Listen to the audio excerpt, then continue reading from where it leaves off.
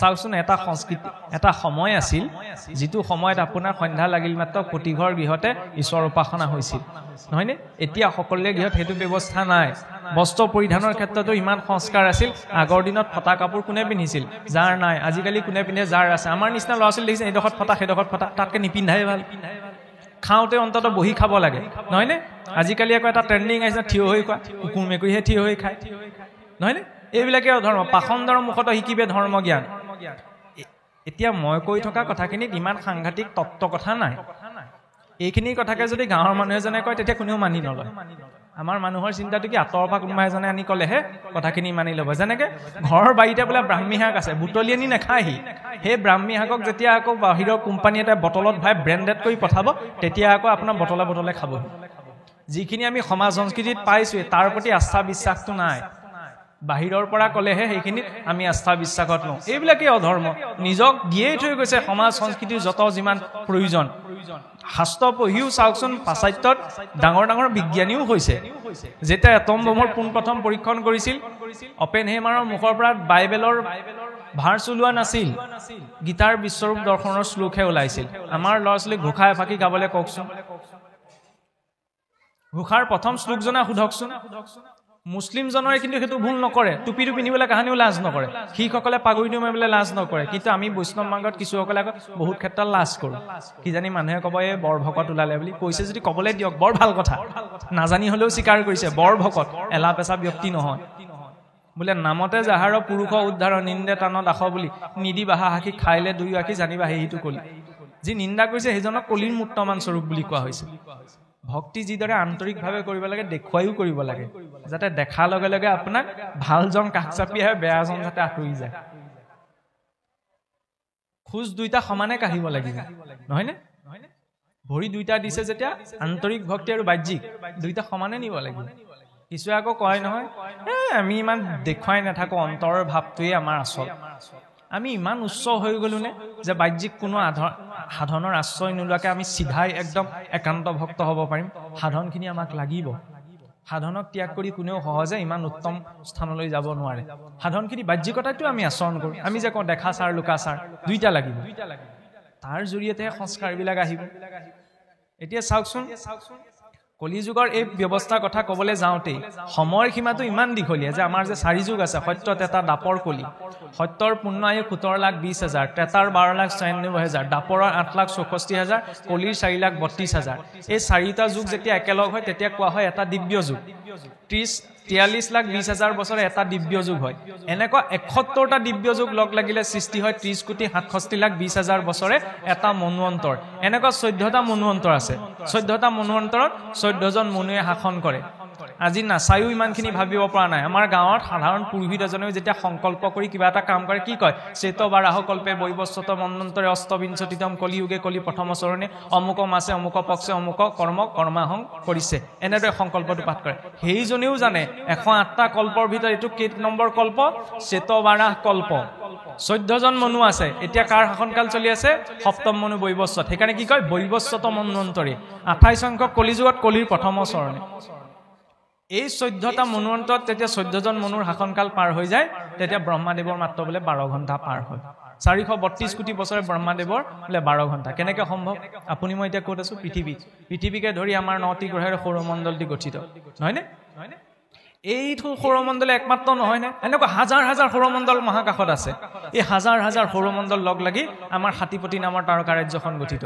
এনেকুৱা এখনেই নাই নহয় লাখ লাখ তাৰকাৰাজ্য মহাকাশত আছে এই লাখ লাখ তাৰকাৰাজ্য লগ লাগি আমাৰ ভূলোক নামৰ ব্ৰহ্মাণ্ডখন গঠিত ভূলোকৰ তলত অতল বিতল সুতল তলাতল ৰসাতল পাতাল ভূলোকৰ ঊৰ্ধ্বত ভূলোক সুৰলোক মহলোক জনলোক তপলোক সত্যলোক হাতে হাতে মিলি 14খন ভুৱন ব্ৰহ্মাদেৱ ক'ত আছে সত্যলোকত মহাকাশ বিজ্ঞানে প্ৰমাণ কৰি দেখুৱালে যে পৃথিৱীৰ পৰা যিমানে ওপৰলৈ গৈ থাকিব সিমানে সময়ৰ গতি কমি গৈ থাকিব সেইকাৰণে ব্ৰহ্মাদেৱ ক'ত আছে সত্যলোকত ইয়াত 432 কোটি বছৰ পাৰ হ'লেহে তাত ব্ৰহ্মাদেৱৰ মাত্ৰ 12 ঘণ্টা পাৰ হয় তেতিয়াহ'লে এটা দিনত কিমান হ'ব 864 কোটি বছৰ 864 কোটি বছৰে এজন ব্ৰহ্মাৰ মাত্ৰ এটা দিন সেই এটা দিনত জগতত খণ্ড প্ৰলয় সৃষ্টি হয় আৰু 864 কোটি বছৰযুক্ত এটা দিনযুক্ত 100 বছৰ এজন ব্ৰহ্মাৰ পূৰ্ণ আয়ু কিন্তু আটাইতকৈ বোলে আশ্চৰ্যকৰ কথা কি ব্ৰহ্মাৰো মুকুতি নাই নভৈলে ভকতি সামান্যৰ কিবা কথা কহিবু নিপতি ইমানখিনি কাল পাৰ কৰাৰ পাছতো সেই ব্ৰহ্মায়ো মুক্তি পোৱা সম্ভৱ নহয় যদিহে ইমান দীঘলীয়া জীৱন কালত তেওঁ ভক্তি আচৰণ কৰা নাই আমিতো সেইকণ সুযোগ পাইছো ৰজা পৰীক্ষিতৰ ওচৰত 7টা দিন আছিল তেওঁৰে ওচৰত না আপোনাৰ ওচৰতো 7টা দিনেই আছে সেইটো অভিশাপ পৰীক্ষিতৰ বাবেই নহয় আপোনাৰ মোৰ জীৱনতো আছে 7টা এই 7টা দিনৰ ভিতৰতে জীৱৰ আগমনো ঘটে গমনো ঘটে গতি পালেও 7টা দিনতেই পাব লাগিব অধুগতি পালেও 7টা দিনতেই পাব লাগিব আয়ুস ৰূপতটো দুটামান দিন বেছিকে আছে পিছ পৰি কিয় থাকিব লাগে সাংঘাতিক এখিনি তত্ত্ব কথা আমাৰ মন মগজুত সোমোৱাই দিব বিচৰা নাই নহয় ভাগৱতে যাতে চিন্তা কৰি কিবা বিশৃংখলতা মনলৈ গৈছে সহজ সৰল দৰ্শন ইমান পাকে পকাৰে যেতিয়া আমাক এইখিনি কথাই বুজাব বিচাৰিছে তেতিয়াহ'লে তাৰ বাবে চাওকচোন আধুনিকতা মানে এইটো নহয় দামী মোবাইল এটা কিনা দামী গাড়ী এখন কিনা এইটো আধুনিকতাৰ যুগ এই দামী কোম্পানীৰ মালিক আজি কলৈ আহিছে এতিয়া প্ৰয়াগত যে কুম্ভ মেলা হৈ গ'ল এপল কোম্পানীৰ মালিক মনৰ শান্তি বিচাৰি তাক গা ধুবলৈ আহিছে কি অভাৱ আছিল টকা পইচা ফৰ্ড কোম্পানীৰ মালিক গোটেই খোপা এৰি থৈ গুচি আহিলে লাখ টকীয়া কোটি টকীয়া সম্পত্তি হিন্দু ধৰ্মত দীক্ষিত অম্বৰীশ দাস নহয়নে গীতা ভাগৱতৰ জ্ঞান প্ৰসাৰৰ বাবে নিজকে সমৰ্পণ কৰিছে আমাৰ ল'ৰা ছোৱালীয়ে কাক অনুপ্ৰেৰণাৰ উৎস বুলি ভাবে মদ পানী খাই বোলে ডাঙৰ ডাঙৰকৈ টেটু ফালি চৰি থকা এতিয়া চাওকচোন আজি অলপ দিনৰ এই 2-3 দিন হৈছে মহাকাশচাৰী সুনিতা উইলিয়ামছ আমি সকলোৱে শুনিছোঁ মহাকাশত 9 মাহত বন্দী হৈ আছিল পৃথিৱীলৈ আগমন কৰাৰ সময়ত তেওঁ আপোনাৰ বেগত কি ওলাইছে গণেশৰ মূৰ্তি আৰু ভগৱত গীতা আমাৰ মানুহ কি অকমান আধুনিকতাৰ চাপ পালে গুৰু গোসাঁই একো নমনা হৈ পৰে সেইসকলে কাক অনুকৰণ কৰিছে মানয় অপমান মিলে ঈশ্বৰ ইচ্ছায় বিচাৰত সুখ দুখ দাতায়াননায় মান অপমান সুখ দুখ সকলো ঈশ্বৰৰ ইচ্ছা মই মনে ভবাটোকে জীৱনত পাইছো এইটো বোলে ঈশ্বৰৰ কৃপা ভবাটোকে পাই গলো আৰু ভবাটো যদি নাই পোৱা এইটো ঈশ্বৰৰ ইচ্ছা এই বুলি গ্ৰহণ কৰে সেইবাবে জীৱনটোৰ প্ৰতি অভিযোগ নাথাকে যে মোৰ দ্বাৰা নহল মই নোৱাৰিলো মই নুগুটালো আৰু যাৰ জীৱনটোৰ প্ৰতি অভিযোগ নাথাকে তেওঁ নিমখ তেলে ভাতকেইটা খালেও তৃপ্তিৰে খাব পাৰে আৰু যাৰ জীৱনটোৰ প্ৰতি অভিযোগ আছে সকলো সুবিধা থকাৰ পাছত কিন্তু তৃপ্তিটো অনুভৱ কৰিব পৰা নাযায় কোনোবাখিনিত অপূৰ্ণতা এটা ভাৱ থাকে সেই অভিযোগবিহীন জীৱনটো হৈছে এজন ভক্তৰ জীৱন সেইবাবে কৈছে ভকত বুলি ক'লে নাম গুণ গাই গুই পৰা জনেই নহয় আমাৰ সমাজে কি বুলি ভাবে ভকত মানে কি নাম গুণ গোৱা সকলীয়া সেইকাৰণে সকামটো ভগাৰ পিছত ভকত লাগিল উখৰাম গ'ল আৰু দেই আজৰি যেন কিবা ডাঙৰ সমস্যা এটাহে গ'ল আমি যেতিয়া নিজকে মিতিৰ কুটুমত যদি ভাল বিষয়া এজন থাকে আমি ভাল পাওঁ ন বোলে আমুকৰ যে MLA তেখেত মোৰ আমুকত তেওঁ যদি পৰিচয়টো দিবলৈ এতিয়া এই চিন্তাটো ঈশ্বৰমুখী কৰিব লাগে আমি ঈশ্বৰৰ ভক্ত হয় কিন্তু আমি ভক্ত বুলি ক'লে আমাৰ বহুতে সংকোচ কৰে এটা কথা ঠিক আমি নিজকে সম্পূৰ্ণ শুদ্ধ ভক্ত বুলি ক'ব নোৱাৰো আমি ভকতসকলক অনুকৰণহে কৰিছো কিন্তু অনুকৰণ কৰিবলৈ যাওঁতে এইটো সাৱধান হ'ব লাগিব ভকতে যিখিনি কাম নকৰে সেইখিনিত যদি কেনেবাকৈ পবিত্ৰ হৈ আছো ঈশ্বৰে কিন্তু আমাক সদায় নেৰে ষ্টুডেণ্টজনে যদি স্কুলৰ ইউনিফৰ্মযোৰ পিন্ধি যদি হোটেলত বহি থাকে তেতিয়ালে ঘৰতটো মাক দেউতাকে পিটিবই স্কুলৰ পৰা বহিষ্কৃত হ'ব স্কুলৰ ইউনিফৰ্ম য'ত আছে আমি ভকতৰ ইউনিফৰ্মত আছো হয়নে ভকতৰ ইউনিফৰ্মত যেতিয়া ভকতে নকৰিবলগীয়া কামকেইটা কৰিছো সুদাই এৰিবনে জয় বিজয়কে সুদাই নেৰিলে নিজৰ বংশকে সুদাই নেৰিলে সেইকাৰণে সাৱধান কোনোবাই বোলে গুৰু গোসাঁই একোৱেই নামানে তেওঁ বোলে মূৰ্খ চিন্তা কৰিব পৰা নাই অকমান হ'লেও মাফ আছে কিন্তু যিজনে মানি আছে মনাটোৱে যদি আকৌ নমনাৰ দৰে ভাও জুৰিবলৈ হয় তেতিয়াহ'লে আকৌ সেইটোত পিতৃ মাতৃয়ে বেছি কষ্ট পাব নহয় ল'ৰা ছোৱালী বোলে দুজন এটাই বোলে আগৰ পৰা কথা নুশুনে এইটোৱে নুশুনে যিটোৱে শুনি আছে মাজতে যদি নুশুনা হৈ যায় তেতিয়া বেছি কষ্ট পাব শুনিছো কাৰণে আহিছো এতিয়া শুনি পেলাই ভকতৰ যিখিনি অনুকৰণ সেইখিনি আমাৰ জীৱনত থাকিব লাগিব আৰু চাবলৈ গ'লে ভকতিৰ নামতো আমি ভাওহে জুৰিছো এতিয়া আখৰা কৰি আছো অন্তিম ভাওনাখন অন্তিম দিনাহে ওলাবগে কিমানৰ ভক্তি কৰিছো নহয়নে কিন্তু ভাওনা কৰোঁতে কি হয় কোনোবাই কৃষ্ণ চৰিত্ৰটো বোলে লৈছে কৃষ্ণৰ চৰিত্ৰটোৰ ভিতৰত যদি সোমাই যায় আমি কওঁ নে হাইলাখ কৃষ্ণ যেন লাগিছে দেই কোনোবাই দৈত্যৰ চৰিত্ৰটোৰ মাজত যেতিয়া সোমাই যায় আমি কওঁ নে হাইলাখ দৈত্য যেন লাগিছে দেই আমি ভকতিৰ নামত ভক্তৰ চৰিত্ৰৰ ভিতৰত সোমাবলৈ চেষ্টা কৰিছো আমাৰ নিজৰ কেপাচিটি নাই যে আমি শুদ্ধ ভক্ত হম কিন্তু যাতে ভাও জুৰি থাকোতে ঈশ্বৰে যদি ভাবে যাতে ঈশ্বৰৰ মনত এইটো ভাৱ উৎপন্ন হয় তেওঁ যে চেষ্টা কৰিছে ভকতৰ চৰিত্ৰটোত সোমাবলৈ সেইকণ চেষ্টা আমি কৰিবহে পাৰোঁ তাৰ বাহিৰে আমি একো কৰিব নোৱাৰো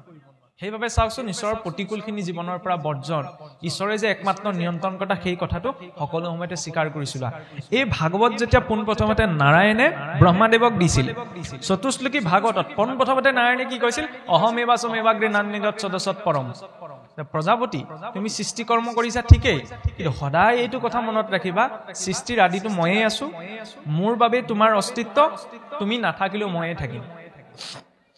এই কথাটো মনত ৰাখি যেতিয়া তুমি সৃষ্টি কৰ্ম কৰিবা তেতিয়া তুমি মোহগ্ৰস্ত নোহোৱা আমাৰ মানুহৰ বাবেই প্ৰযোজ্য যেতিয়া মই কৰিছো মই গোটাইছো এই ভাৱত কৰিম তেতিয়া সেইটো ধাৰ্মিক কৰ্মটো মোৰ বাবে বন্ধন সৃষ্টি কৰিব কিন্তু যদি এই চেতনাটো থাকে নহয় ঈশ্বৰে দিছে কাৰণে পৰা গৈছে ঈশ্বৰে বিচাৰিছে কাৰণে এয়া হৈছে তেতিয়াহ'লে লৌকিক কৰ্মতেও জীৱক বন্ধনত পেলাব নোৱাৰে সেইবাবে কোৱা হৈছে বোলে যত কৰ্ম সবে বন্ধ সাংখ্যবাদী কহে যদি ঈশ্বৰতৰ পেতেবে বন্ধনো হে যিমান কৰ্ম নকৰো কিয় সকলো বন্ধনৰ কাৰণ কিন্তু যদি ঈশ্বৰক অৰ্পণা কৰি কৰা হয় ঈশ্বৰক কৰ্তৃত্বটো অৰ্পণ কৰি তেতিয়া সি বন্ধন সৃষ্টি কৰিব নোৱাৰে ইয়াৰ পাছতে চতুৰ্থতে কি কৈছে ঈশ্বৰে যে একমাত্ৰ অভিভাৱক এইখিনি কথা আমাৰ মুখৰ পৰা শোভা নাপায় হলেও কথা প্ৰসংগত লাগি কৈছো আৰু গৃহস্থী ঘৰখনটো কেতিয়াবা কোনোবাখিনিত ভুল বুজাবুজি কেতিয়া সৃষ্টি হয় স্বামীয়ে যেতিয়া পত্নীক অধিকাৰৰ বিষয় বুলি ভাবি লয় পত্নীয়ে যেতিয়া স্বামীক অধিকাৰৰ বিষয় বুলি ভাবি লয় ল'ৰা ছোৱালীয়ে যেতিয়া পিতৃ মাতৃক অধিকাৰৰ বিষয় বুলি ভাবি লয় পিতৃ মাতৃও ল'ৰা ছোৱালীক যেতিয়া অধিকাৰৰ বিষয় বুলি ভাবি লয় মোৰ ল'ৰা ছোৱালী মোৰ স্বামী মোৰ পত্নী মোৰ মতে শুনিবই লাগিব এইটো হ'বই লাগিব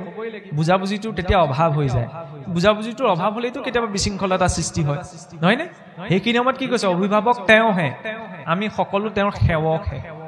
সেৱকৰ দায়িত্ব যি দায়িত্ব দিছে সেই দায়িত্ব ন্যায় ৰূপত পালন কৰা সংসাৰখন আমাক ভোগ কৰিবলৈ দিয়া নাই এইটো আমাৰ নিজৰ সম্পত্তি নহয় যে স্ব ইচ্ছাই সকলো আমি নিজৰ মতে প্ৰয়োগ কৰিম নিজৰ মৰ্যাদাৰ ভিতৰত থাকি সকলো বিষয় প্ৰয়োগ কৰিব লাগিব অভিভাৱক একমাত্ৰ তেওঁহে